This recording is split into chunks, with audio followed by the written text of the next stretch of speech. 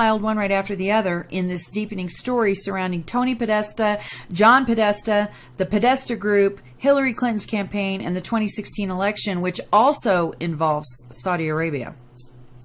For those of you who are just now understanding what's going on here, we've been following the corruption going on with the Clintons ever since she decided to run for president, and WikiLeaks started dropping bombs that told the world how the collusion and manipulation of the Democrats was trying to not only undermine the entire election, but also cut the throat of Bernie Sanders, the main opponent of Hillary in the 2016 election. This total undermining of American society is so deep, it's now global and has been pushed by Obama for the past 8 years. You're going to want to watch the hashtag, the storm, on social media, which has to do with Anon Q. Okay? We've been talking a little bit about Q clearance yesterday and the day before. If you've read any of the Podesta emails, you know it's laced with pedophile references, and it goes back to the child sex trafficking, the Lolita Express, the missing children in Haiti, and the funds which the Clinton Foundation was supposed to give to the people affected by the massive hurricane in Haiti, which left many of them homeless. Following this story, it's really not hard to put the pieces together.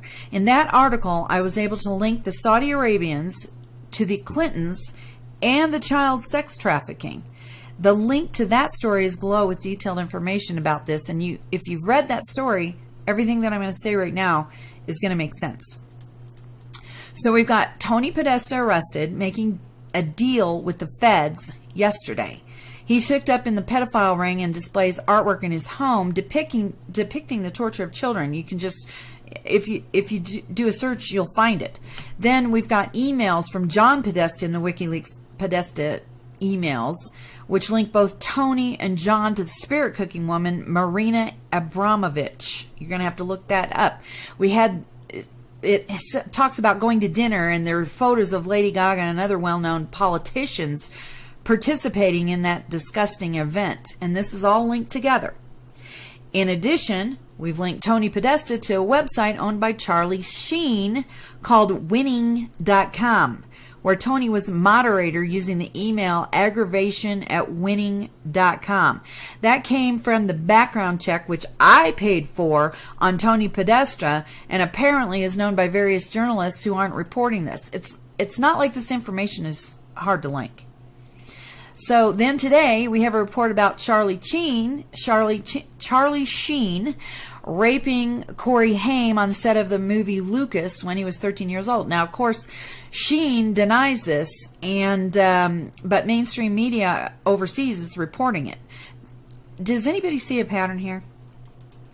Now we've got these Saudi Arabian princes who've been arrested by the Saudi king, and also have some of them who have charges against them in other countries with child rape. Also, we've got these same Saudis donating to the Podesta Group and the Clinton Foundation, which is where the money laundering charge is coming into play.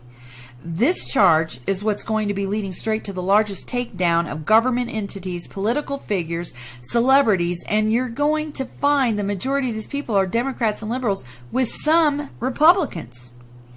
What's going on here is the Saudis gave money to the Podesta Group and the Clinton Foundation, which was funneled to the Clinton campaign. Totally illegal. In exchange, the Saudis were running children and sex slaves from various countries with the blessing of Hillary during her stint as Secretary of State. If you don't believe that, read Clinton Cash. These princes were supposedly really being charged with human trafficking, which includes these children, this sex trafficking thing, according to 4chan sources. The money laundering charge is just the tip of the iceberg here, and Tony Podesta is going to be squealing like a stuck pig. He knows all of this stuff. The Saudi princes are linked to the Podesta Group. These Saudi princes are linked to Mandalay Bay shooting and the media and FBI, and they're all trying to cover this up.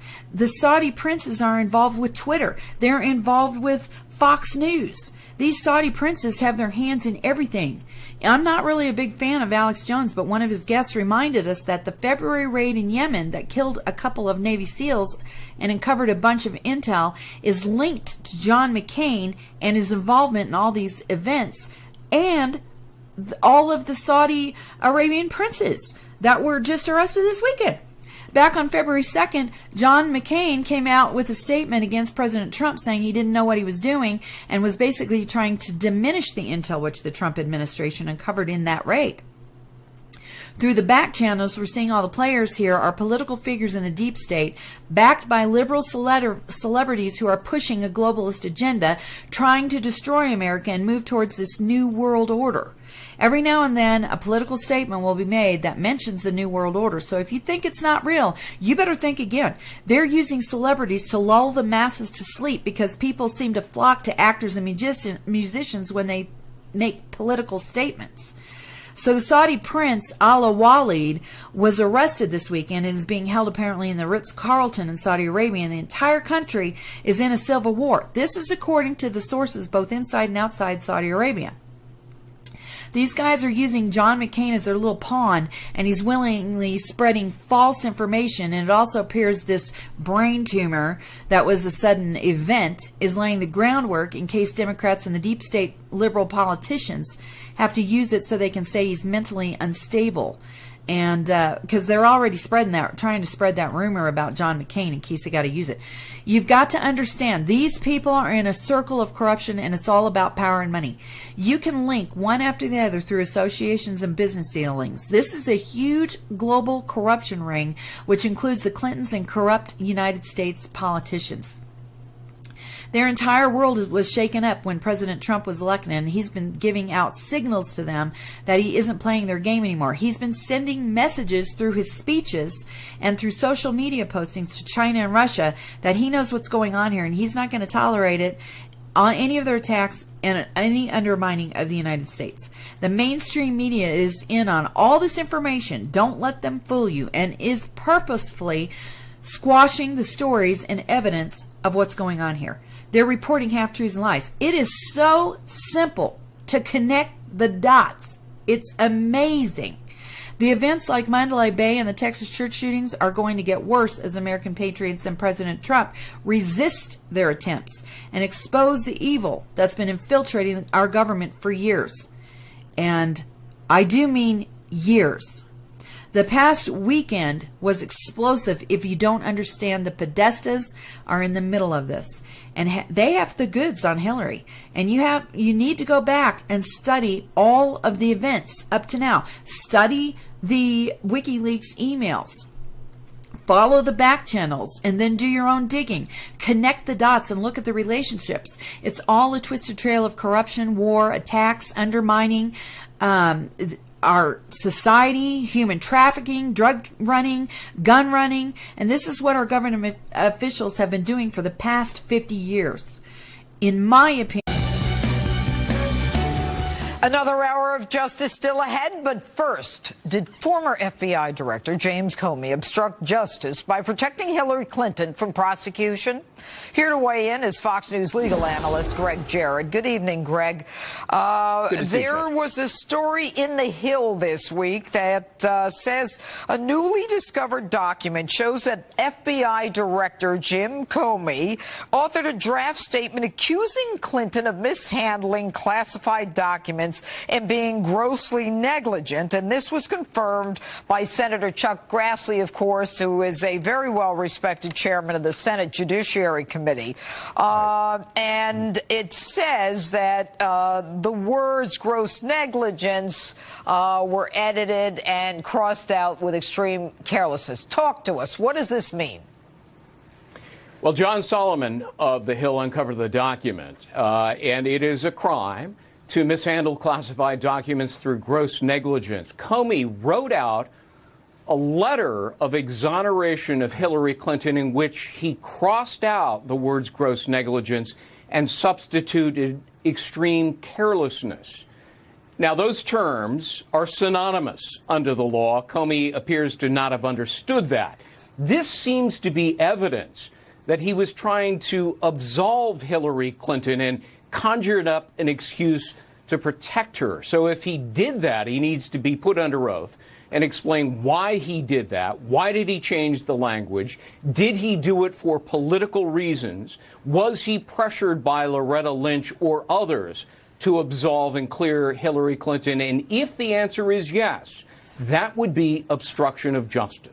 And you know what's interesting, Greg? When you put that alongside the fact that this exoneration draft memo was written 6-7 weeks before 17 witnesses, including the target herself, Hillary, was even interviewed, that is further corroborating circumstantial evidence that the intent of James Comey was to protect Hillary Clinton. Now, let me tell you something. I have heard some people, even on this channel, say, oh, you know, they do it all the time. If I were going to exonerate. It has never been done. I've done this for 32 years. I've been a prosecutor and I've been a judge. I have never, ever, nor has anyone I know, written an exoneration before most of the witnesses are interviewed. This is corruption. I'm sorry. I could prove this to a jury.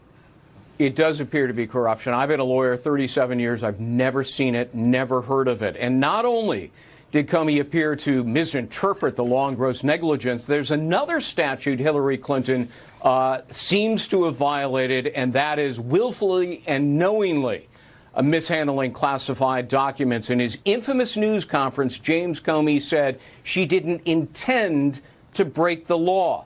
That's not the legal standard. The legal test is, did she commit intentional acts that violated the law? The answer is yes. She intentionally set up a private email server. She intentionally used it exclusively for all of her documents, including 110 classified documents. That is, per se, violation of the Espionage Act. You know, Greg, what is so disappointing about all this, and you know, we understand this, and the public understands this, the public gets it, is that people are so disappointed that Washington is what we always suspected it was. And this is something that the president has agreed to end. And yet we're not seeing any resolution of this except for exceptional people like John Solomon of the Hill and others. What do we do? Well, Jeff Sessions needs to resign, as I've said on many occasions, but before he does, he needs to appoint a second special counsel to investigate Hillary Clinton, reopen the case involving her email scandal under the Espionage Act, and add to that an investigation of corruption, pay to play in the Uranium One deal, as well as the payment to foreign nationals for the dossier on Donald Trump. That violates 3 different criminal statutes. And finally, let's add in the rigging of the nomination, because I count a couple of statutes, criminal statutes, that she violated there, including money laundering. We gotta go. Got a hard break. Greg Jarrett, thanks so much for being with us. Sure. And we're keeping an eye on the presidential palace in Hanoi, Vietnam. President Trump will be speaking in the next hour, and we are staying live. Hour 2 of Justice is straight ahead.